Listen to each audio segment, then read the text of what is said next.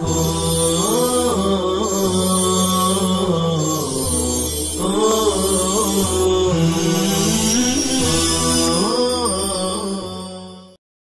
اللہ الرحمن الرحیم الحمدللہ رب العالمین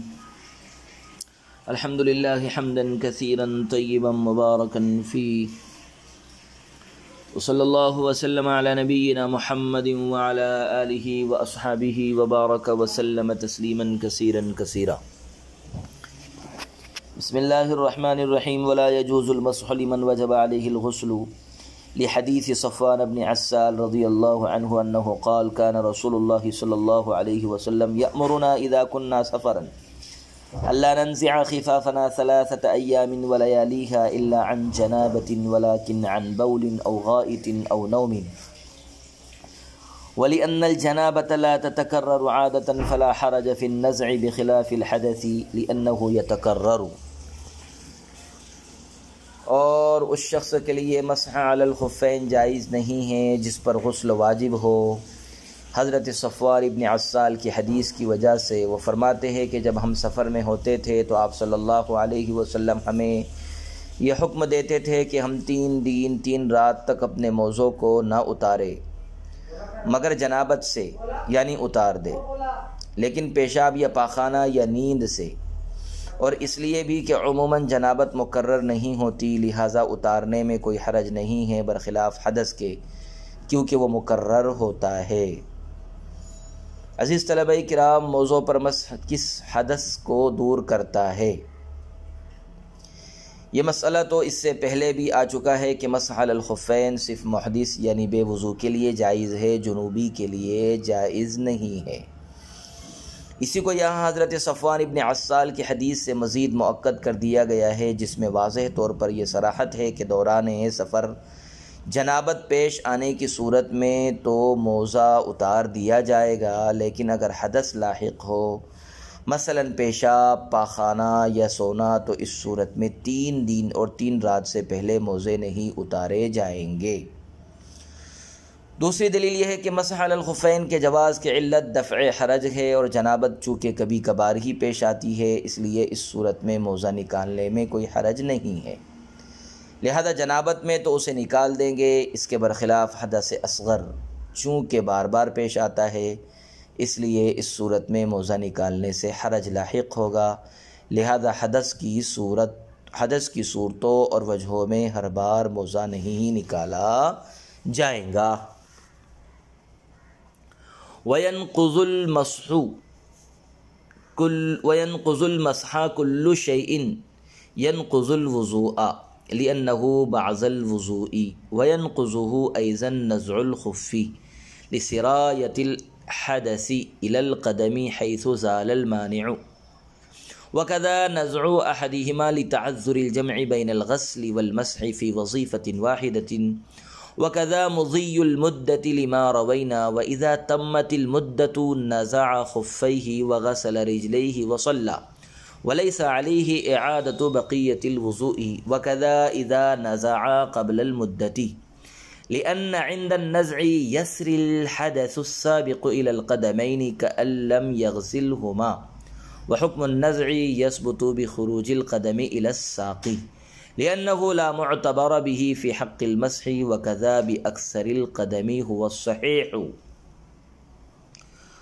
اور مسح کو ہر وہ چیز توڑ دیتی ہے جو وضو کو توڑ دیتی ہے، اس لیے کہ مسح وضو کا جز ہے، نیز موزے کا نکالنا بھی اس کے لیے ناقض ہے قدم تک حدث کے سرایت کرنے کی وجہ سے، کیونکہ مانع زائل ہو گیا ہے، نیز ایک موزے کا نکالنا بھی ناقض مسح ہے، اس لیے کہ ایک وظیفے میں غسل اور مسح دونوں کو جمع کرنا دشوار ہے، اور ایسے ہی مدت کا گزر جانا بھی ناقض ہے اس حدیث کی وجہ سے جو ہم نے روایت کی۔ اور جب مسح کی مدت پوری ہو گئی تو مسح کرنے والا دونوں موضوع کو نکال دے اور پاؤں دھو کر نماز پڑھ لے، اور اس پر بقیہ وضو کا اعادہ ضروری نہیں ہے۔ اور ایسے ہی جب اس نے مدت گزرنے سے پہلے موزے نکال دیے، کیونکہ موزے اتارتے وقت حدث سابق دونوں پیروں تک سرایت کر جائے گا، اور ایسا ہو جائے گا کہ اس نے پیروں کو دھویا ہی نہیں تھا، اور پنڈلی تک پیر نکلنے سے نزع خف کا حکم ثابت ہو جاتا ہے، اس لیے کہ مسح کے حق میں موزے کی پنڈلی کا کوئی اعتبار نہیں ہے۔ نیز اکثر قدم نکلنے سے بھی حکم نزع ثابت ہو جاتا ہے، یہی صحیح ہے۔ عزیز طلبہ کرام، یہاں سے نواقض مسح کا بیان ہے، نواقض مسح علی الخفین، اور اس سلسلے میں سب سے پہلے یہ عرض ہے کہ ہر وہ چیز جو وضو کو توڑ دیتی ہے وہ مسح کو بھی توڑ دیتی ہے، مثلا پیشاب، پاخانہ اور سونا وغیرہ، کہ یہ چیزیں وضو کے لیے ناقض ہے تو مسح کے لیے بھی ناقض ہے، کیونکہ مسح وضو کا ایک جز ہے، لہذا جو چیز کل اور اصل کے لیے ناقض ہوگی وہ بعض اور بدل کے لیے تو بدرجہ اولا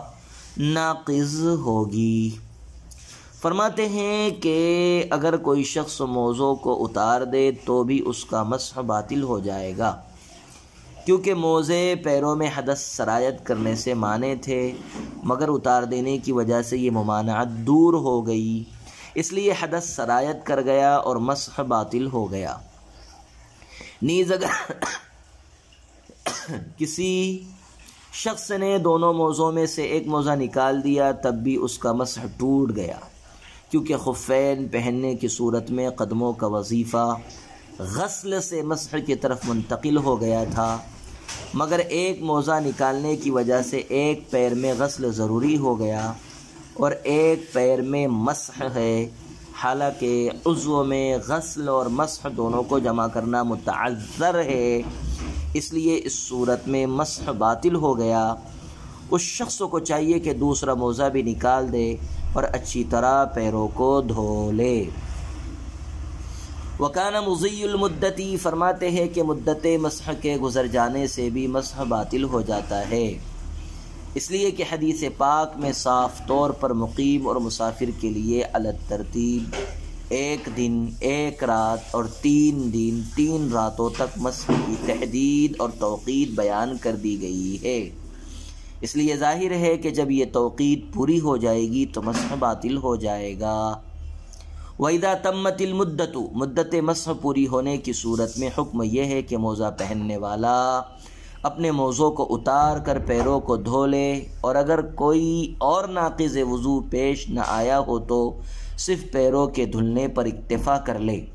اور پورا وضو کیے بغیر نماز پڑھ لے،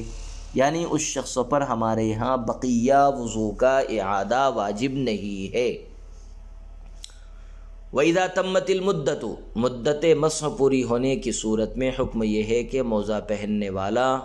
اپنے موزوں کو اتار کر پیروں کو دھو لے، اور اگر کوئی اور ناقض وضو پیش نہ آیا ہو تو صرف پیروں کے دھلنے پر اکتفا کرے اور پورا وضو کیے بغیر نماز پڑھ لے، یعنی اس شخص پر ہمارے یہاں بقیہ وضو کا اعادہ واجب نہیں ہے۔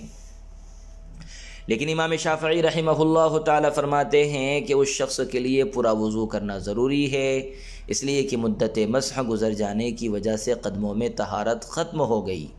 اور جب قدموں میں طہارت ختم ہو گئی تو دیگر اعضائے وضو میں بھی ختم ہو جائے گی، کیونکہ طہارت میں تجزی نہیں ہوتی، اور جس طرح اگر کسی کو حدث لاحق ہو جائے تو اسے پورا وضو کرنا ضروری ہوتا ہے اور اس میں کوئی تجزی نہیں ہوتی ہے، ہاکذا اسی طرح یہاں بھی کامل وضو واجب ہوگا اور وضو میں تجزی نہیں ہوگی۔ صاحب عنایہ نے ہماری طرف سے امام شافعی کے اس قیاس کا جواب دیتے ہوئے لکھا ہے کہ مضی مدت والے مسئلے کو، مدت گزر جانے والے مسئلے کو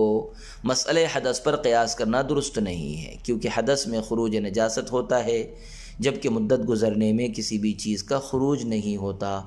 پھر حضرت ابن عمر رضی اللہ عنہ سے مروی ہے کہ ایک غزوہ میں ان کے ساتھ اس طرح کی صورت پیش آئی تھی اور انہوں نے بھی موزے اتار کر صرف پیروں کے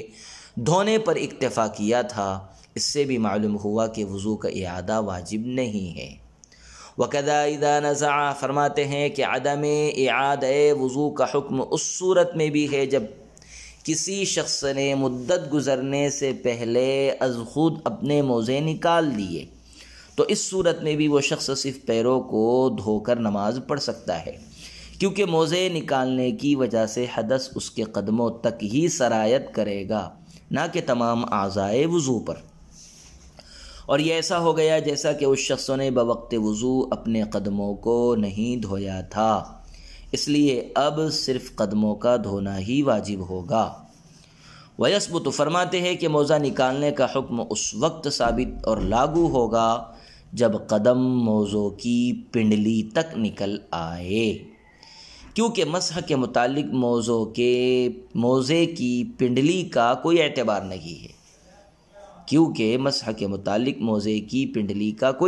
نہیں ہے، اور اس پر مسح کرنا بھی جائز نہیں ہے، اس لیے وہ جگہ موضع مسح کے علاوہ ہے، اور موضع مسح کے علاوہ تک قدم نکلنے سے مسح ٹوٹ جاتا ہے، لہذا یہاں بھی پنڈلی تک قدم کے نکلنے اور باہر آنے کی صورت میں مسح ٹوٹ جائے گا۔ موزے کی پنڈلی تک اگر قدم پیر نکل آئے اور موزے کی پنڈلی تک قدم کے نکل آنے اور باہر آنے کی صورت میں مسح ٹوٹ جائے گا۔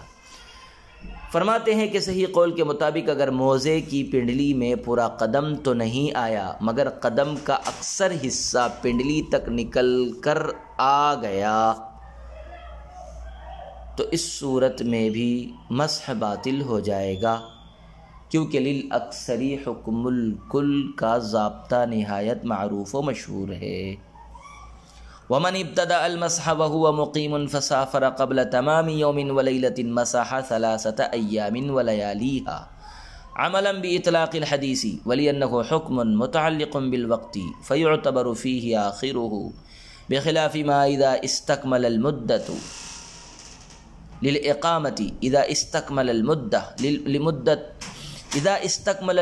للإقامة ثم سافر،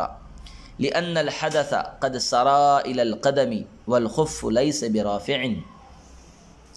اور جس شخص نے بحالت اقامت مسح کرنا شروع کیا پھر ایک دن ایک رات مکمل ہونے سے پہلے ہی وہ مسافر ہو گیا تو اب وہ 3 دن 3 راتوں تک مسح کرتا رہے، حدیث کے اطلاق پر عمل کرتے ہوئے، اور اس وجہ سے بھی کہ یہ ایسا حکم ہے جو وقت کے ساتھ متعلق ہے، لہذا اس میں آخری وقت کا اعتبار ہوگا، برخلاف اس صورت کے جب مدت اقامت پوری کرنے کے بعد وہ مسافر ہو گیا، کیونکہ حدث قدم تک سرایت کر گیا اور موزہ رافع حدث نہیں ہے۔ مسافر اور مقیم اگر دوران مسح حالت تبدیل کر لیں تو مدت مسح کا بیان۔ صورت مسئلہ یہ ہے کہ ایک شخص نے بحالت اقامت موضوع پر مسح کرنا شروع کیا تو ظاہر ہے کہ اس کے مسح کی مدت 1 دن 1 رات ہوگی۔ اب اگر یہ شخص مدت اقامت کو پوری کرنے سے پہلے ہی مسافر ہو گیا تو اس کی یہ مدت سفر کی طرف منتقل ہو جائے گی اور اس کے لیے 3 دن 3 رات تک مسح کرنے کی اجازت ہوگی، کیونکہ حدیث یمسح المسافر 3 ایام ولیالیہا میں مسافر کے لیے جو مدت بیان کی گئی ہے وہ مطلق مسافر کی ہے، خواہ سفر کے وقت تو وہ موزے پہنے ہوں یا پہلے سے پہنے ہوں اور پھر سفر میں نکلے۔ بہرحال اگر مدت اقامت کی تکمیل سے پہلے وہ مسافر ہو جاتا ہے تو اس پر مسافر کے احکام جاری ہوں گے۔ اس حکم کی دوسری دلیل یہ ہے کہ مسح علی الخفین کا حکم وقت کے ساتھ متعلق ہے، اور ہر وہ چیز جس کا حکم وقت کے ساتھ متعلق ہوتا ہے اس میں آخر وقت کا اعتبار کیا جاتا ہے۔ مثلا حائضہ ہے، اگر یہ نماز کے آخری وقت میں پاک ہو گئی تو اس پر اس وقت کی نماز پڑھنا واجب ہوگا، کیونکہ نماز کا حکم بھی وقت کے ساتھ متعلق ہے۔ بہرحال مسح میں بھی آخری وقت کا اعتبار ہوگا، اور صورت مسئلہ میں چونکہ آخری وقت میں یہ شخص مسافر ہو گیا ہے اس لیے اب یہ 3 دن 3 راتوں تک مسح کرے گا۔ ہاں اگر یہ شخص مدت اقامت پوری کرنے کے بعد مسافر ہوا تو اب اس کے لیے 3 دن 3 رات تک مسح کرنے کی اجازت نہیں ہوگی، کیونکہ مدت گزر جانے کیونکہ مضی مدت کا گزرنا اقامت کی وجہ سے، کیونکہ مضی مدت اقامت کی وجہ سے، اقامت کی مدت گزرنے کی وجہ سے اس کے قدموں میں حدث سرایت کر چکا ہے، اقامت کی مدت گزرنے کی وجہ سے اس کے قدموں میں حدث سرایت کر چکا ہے، اس لیے اب قدموں کا دھونا واجب ہے، کیونکہ آپ پہلے ہی یہ جان چکے ہیں کہ موضع رافع حدث نہیں ہے۔ وصلی اللہ وسلم علی نبینا محمد وعلى آلہ واصحابہ وبارک وسلم تسلیما کثیرا کثیرا۔